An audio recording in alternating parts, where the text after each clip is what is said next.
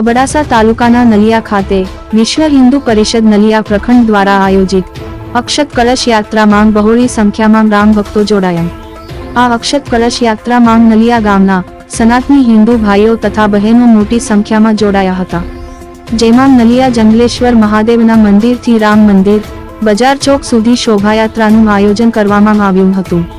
આ શોભાયાત્રામાં ઢોલ તથા ડીજેના તાલે જય જય શ્રી રામના નારા ગુંજવા લાગ્યા હતા। ત્યારબાદ રામ મંદિર પહોંચતા અક્ષત કળશની પૂજા કરવામાં આવી હતી અને સૌ સનાતની ભાઈઓ તથા બહેનોએ મહાઆરતીનો લાભ લઈ અને મહાપ્રસાદ પ્રાપ્ત કરી કાર્યક્રમની પૂર્ણાહુતિ કરવામાં આવી હતી।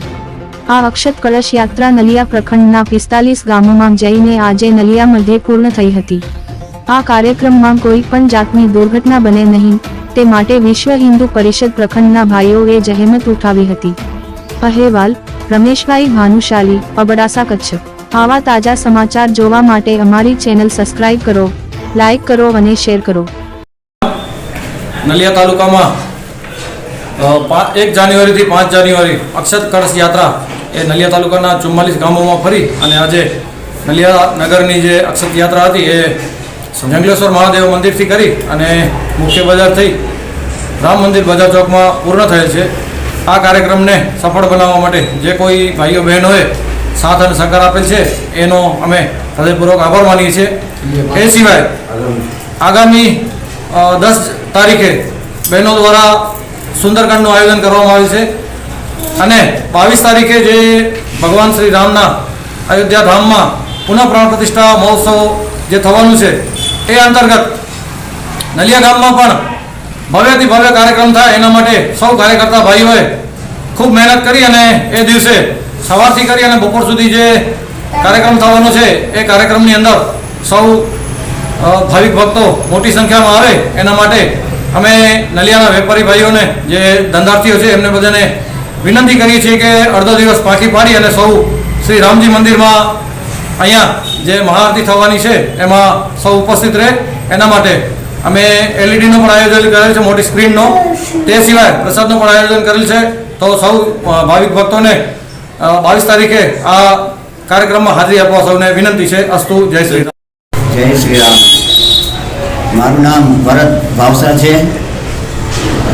જે 22 તારીખે આપણા પ્રભુ શ્રી રામ પોતાના નિજ મંદિરમાં જશે એ સાંભળીને અમે ગદગદિત થયા છીએ, કારણ કે અમે 1989માં કાર શોમાં ગયો હતો તો એ જે માણસો ગયા હતા અમુક બિચારા શહીદ થઈ ગયા, પણ હું પ્રભુ રામની એવી ઈચ્છા હતી કે હું ગયો તો મને આ મંદિર જોવા મળશે, એનાથી વિશે સુઈ શકે।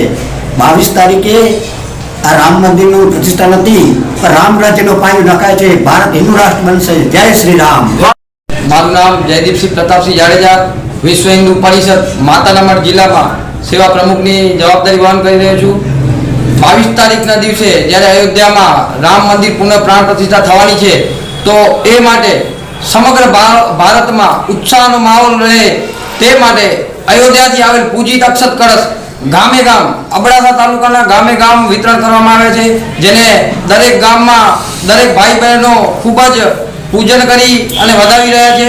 ત્યારબાદ આજે નલિયામાં નલિયા નગરની જે આ અક્ષત કળશ યાત્રા આનું આયોજન કરવામાં આવ્યું હતું, જે જંગલેશ્વર મંદિરથી જેનું પ્રયાણ થયું હતું અને આખરે બજાર ચોક રામ મંદિર આવી જે પૂર્ણ થઈ હતી ત્યાં પૂજન કરી અને સૌ હિન્દુ ભાઈઓ છૂટા પડ્યા હતા।